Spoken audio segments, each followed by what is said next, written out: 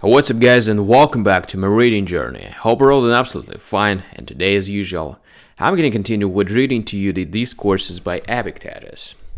And we're going to continue with the chapter 17, How We Must Adjust Our Primary Conceptions to Particular Things. So let's get started. What is the first business of the philosopher? To cast away conceit. For it is impossible for a man to begin learning what he thinks he knows. When we go to the philosophers, we all bandy phrases freely of things to be done and not to be done, of things good and bad, noble and base. We make them the ground of our praise and blame, accusation and disparagement, pronouncing judgment on noble and base conduct, and distinguishing between them. But what do we go to the philosophers for? To learn in their school what we think we do not know. What is that? Principles. What we want to learn, what the philosophers talk of, some of us, because we think they are words witty, smart, and others in hope to make profit of them. It is absurd then to think that a man will learn anything but what he wishes to learn, or in fact that he will make progress if he does not learn.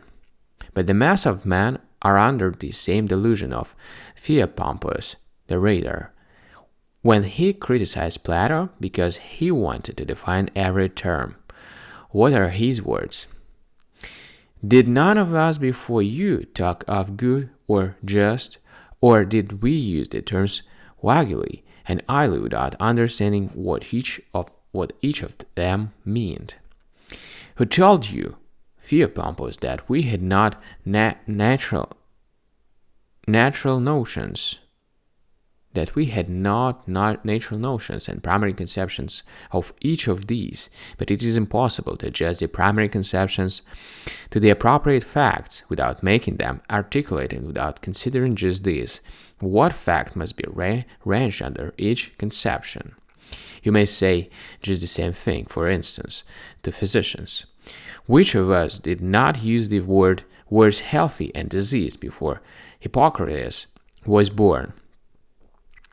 Were those terms we used mere empty sounds? No, we have a conception of healthy, but we cannot apply it.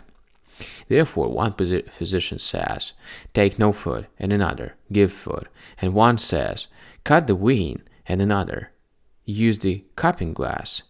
What is the reason? Nothing but incapacity to apply the conception of the healthy to particulars in the proper way. So it is here in life. Which of us does not talk of good and bad, expedient and inexpedient? Which of us has not a primary conception of each of these?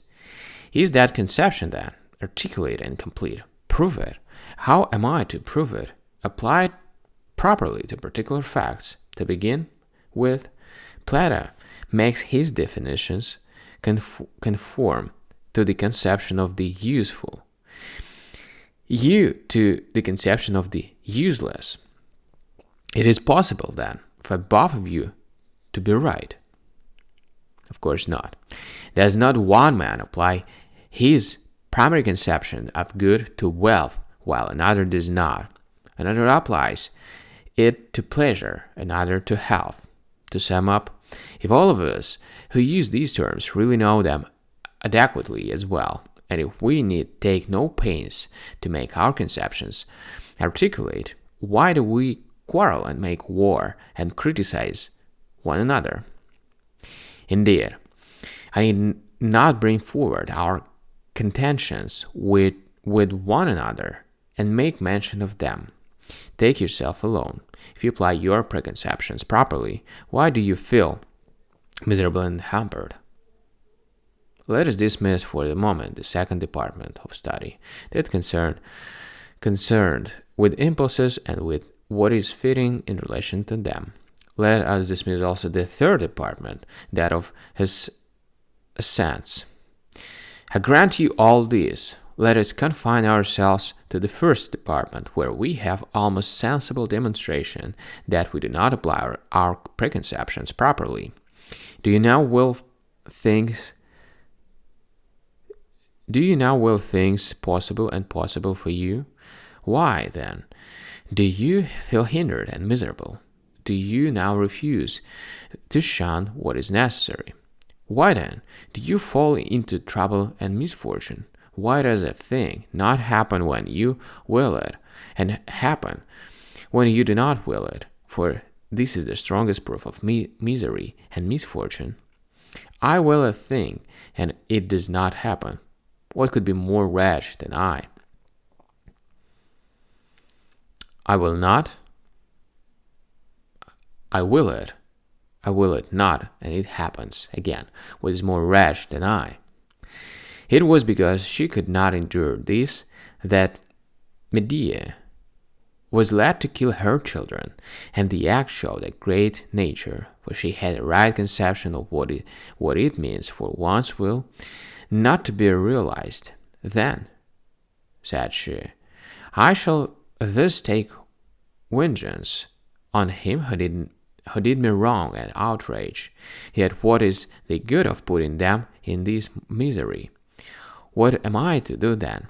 I kill my children, but I shall also be punished myself. What do I care? This is the aberration of a mind of great force, for she did not know where the power lies to do what we will, that we must not get it from outside, nor by disturbing or disarranging events.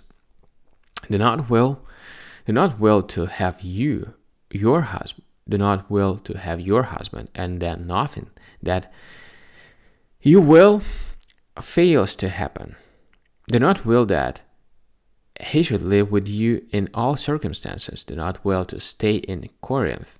In a word, will nothing but what God wills. Then who shall hinder you? Who compel you?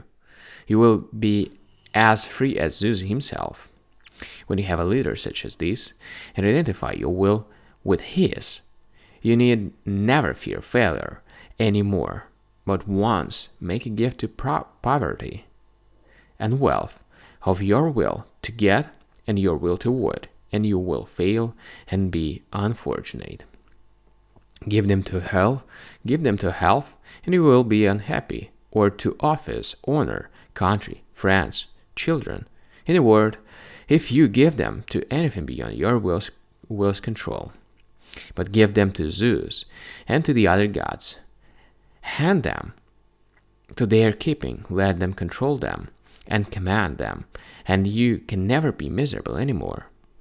But if, O man of no endurance, you are envious, pitiful, jealous, timorous, and never go a day without bewailing yourself to the gods, how can you call yourself a philosopher anymore?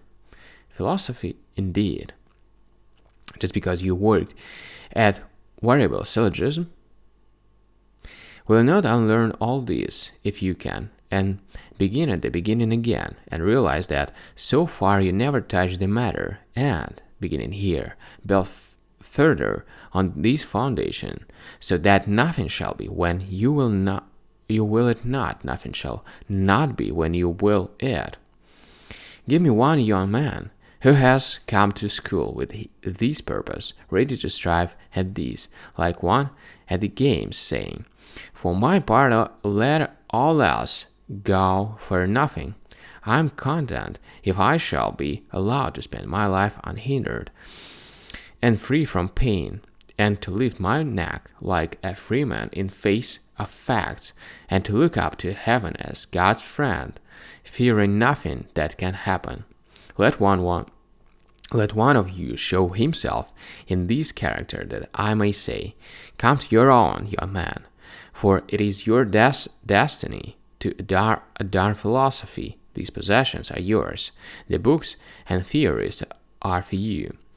Then, when he has worked at this subject and made himself master of it, let him come again and say to me, I wish to be free from passion and disquiet, and to know in religious and philosophic and devoted spirit how it is fitting for me to behave towards the gods, towards my parents, my brothers, my country, and towards foreigners.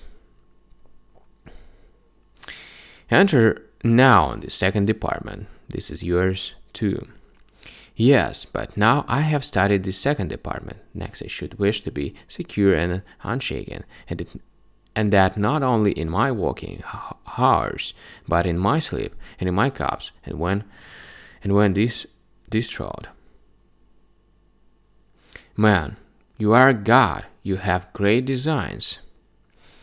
No, he replies, I want to understand what Chrysippus says in these treatises on the lyre. That's your design, is it, my poor fellow? Take it and go hang. What good will it do you? What good will it do you? You will read all these treatises with sorrow and repeat it to others with trembling. This is just how you behave. Would you like me to read to you, brother, and you to me? Man, you're a wonderful writer, and you have a great turn for Xenophon's style, and you're for Plato's, and you for Antisthenes. And after all, when you have related your dreams to one another, you return again to the same behavior as before, the same will to get and will to avoid, the same impulses and designs and purposes, the same prayers, the same interests. When you never look for anyone to remind you of the truth, but are vexed if anyone reminds you, then you say, "This is an amiable man. He did not weep when I left home, nor say, what difficulties you are going to. My son, if you return safe, I will light some lamps." This is what an amiable man would say. Great good you will. Great good you will get if you return safe. It is worth while lighting a lamp for such as you, for you ought no doubt to be free from disease and death. And again,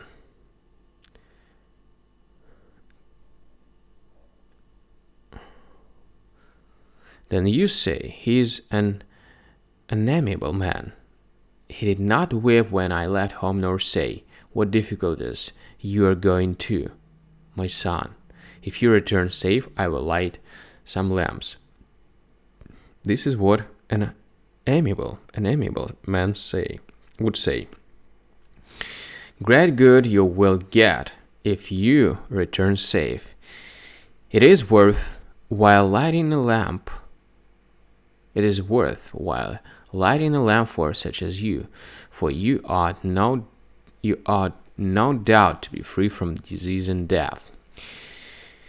All right, we must then, as I say, put off this fancy of thinking that we know anything useful, and we must approach philosophy as we approach the study of geometry and music. Otherwise, we shall not come near making progress, even if we go through all the introductions and treatises of Chrysippus, Antipater, and Archidemus. All right, guys, so today's reading session is over. Thank you for joining today in this video. We're going to continue as usual, but tomorrow. Thank you, see you, and bye.